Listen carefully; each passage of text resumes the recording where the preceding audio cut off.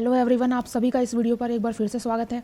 तो आज हम जूलॉजी पेपर थर्ड जो एम्ब्रियोलॉजी है उसका बीएससी फर्स्ट ईयर जो है उसमें गैमेटोजेनेसिस युग्मक जनन देखने जाएंगे। तो जो गैमेटोजेनेसिस है युग्मक जनन, ये तो बीएससी फर्स्ट ईयर के अंदर है ही भी है तो है, और साथ में जो 12th क्लास है उसके अंदर भी गैमेटोजेनेसिस का एक टॉपिक है, एम्ब्रियोलॉजी यूनिट है। तो ये दोनों जगह काम आ सकता है युग्मक जनन। तो युग्मक जनन होता क्या है? तो जनन अंगों में युग्मक यानी कि स्पर्म्स और एग यानी कि शुक्राणु और अंडाणु का जो निर्माण की क्रिया होती है वो युग्मक जनन या फिर गैमेटोजेनेसिस यानी कि गैमेट्स का फॉर्मेशन हो रहा है। गैमेट ही तो हैं शुक्राणु और अंडाणु, इनका फॉर्मेशन हो रहा है। अब युग्मक जनन आप सोचोगे ये जरूरी क्यों है युग्मक जनन? क्योंकि फर्टिलाइजेशन के लिए, फर्टिलाइजेशन होगा तो क्या होगा कि वो जाइगोट बनेगा, जाइगोट के द्वारा क्या बनेगा? एम्ब्रियो, और एम्ब्रियो। तो इस तरह से ये प्रोसेस को चलाने के लिए किसका अपन को सहारा चाहिए? युग्मक जनन का, गैमेटोजेनेसिस। तो युग्मक जनन क्या है कि शुक्राणु और अंडाणु के निर्माण की एक प्रोसेस है जो कि कैसे कंप्लीट होती है कि शुक्राणु का जो निर्माण होता है नर जनन तंत्र।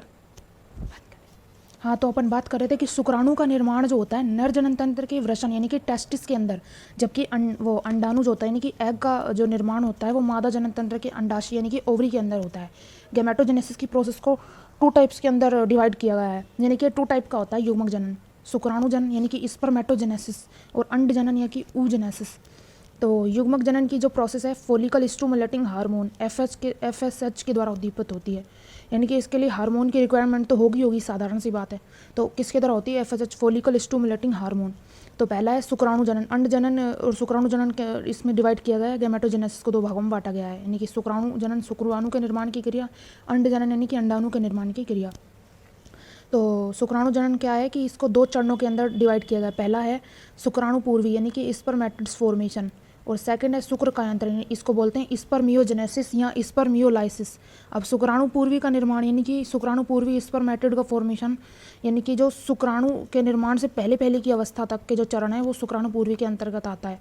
और ये शुक्र कायांतरण यानी कि स्पर्म्स का निर्माण इसके अंतर्गत आता है, यानी कि स्पर्मेटिड से स्पर्म की जो निर्माण की क्रिया वो शुक्र कायांतरण कहलाती है, और इससे पहले की जो चीज़ें आती हैं स्पर्मेटिड फॉर्मेशन कहलाता है वो। तो स्पर्मेटिड फॉर्मेशन है, इसको 3 चरणों में डिवाइड किया गया, या फिर यूँ कह सकते हैं कि इसमें 3 प्रावस्थाएं आती हैं। पहली गुणन प्रावस्था यानी कि मल्टीप्लिकेशन फेज, वृद्धि प्रावस्था यानी कि ग्रोथ फेज, एंड थर्ड आती है परिपक्वन प्रावस्था यानी कि मैचुरेशन फेज। इस मैचुरेशन जो फेज है इसको first maturation and second maturation के अंदर डिवाइड किया गया है। तो ये आपको स्पर्मेटिड फॉर्मेशन के बारे में समझाऊँ उससे पहले मैं आपको डायग्राम के थ्रू बताना चाहती हूँ कि स्पर्मेटोजेनेसिस होता क्या है। तो स्पर्मेटोजेनेसिस अपन ने देख लिया कि स्पर्मेटिड फॉर्मेशन और स्पर्म्स का निर्माण, यानी कि ये इसको 2 चरणों के अंदर कंप्लीट करा गया है शुक्राणु जनन को। तो होता क्या है? पहले जो प्राइमरी जर्म सेल होती है ये किसकी है? शुक्राणु जनन नलिका की। अपन शुक्राणु बना रहे हैं तो शुक्राणु जनन नलिका, प्राइमरी जर्म सेल चाहिए, प्रारंभिक आद्य जनन कोशिका चाहिए। तो उससे क्या होगा कि इसमें समसूत्री विभाजन होगा। समसूत्री विभाजन क्या है कि गुणसूत्रों की संख्या समान रहेगी, पर अब मल्टीप्लिकेशन फेज पढ़ रहे हैं यानी कि गुणन प्रावस्था पढ़ रहे हैं, तो इसमें क्या होगा कि प्राइमरी जर्म सेल में समसूत्री विभाजन होगा, जिसके द्वारा क्या होगा कि ये अपनी संख्या में वृद्धि करेंगी प्राइमरी जर्म सेल्स, और किसका निर्माण करेंगी? कई सारे स्पर्मेटोगोनिया का। तो ये हो गई मल्टीप्लिकेशन फेज जो अपन ने पहले देख ली, गुणन प्रावस्था।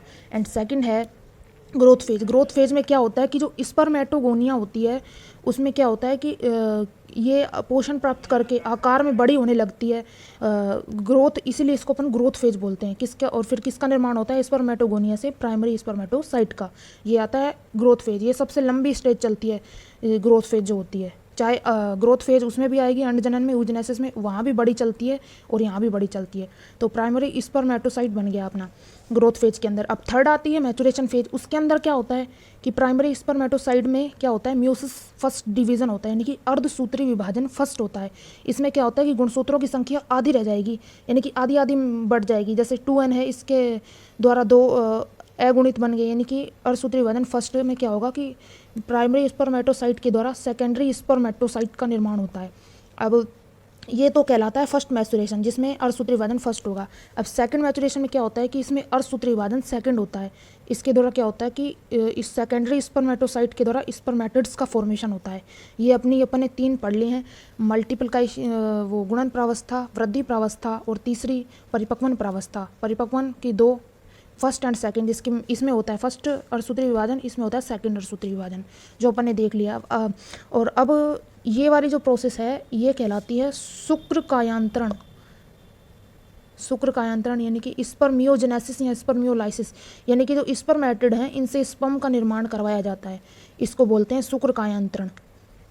तो अपन ने ये देख लिया है कि शुक्राणु का निर्माण किस तरह से होता है, ये डायग्राम के थ्रू अपन ने देख लिया है। अब अपन बात करेंगे